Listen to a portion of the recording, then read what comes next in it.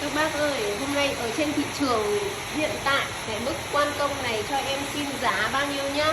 Đấy, các bác cho em xin một lời feedback bằng một lời bình luận nhá. Đấy, quan công nhá. Quan công này. Đấy, hàng được tay nhá. Mà em bảo rồi, bây giờ cái thời gian này ở trên thị trường cái giá tiền nó rất là ế ẩm luôn. Mà nhà em ra một cái tác phẩm như này mà em đẩy đi thì chắc gì em đã thu được vốn về. Đấy các bác nhá. Các bác cho em xin một lời feedback và một lời bình luận nào.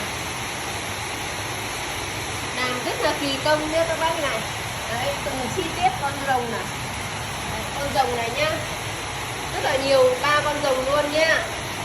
Đấy, rồng rất là có hồn luôn nhá. 3 con rồng.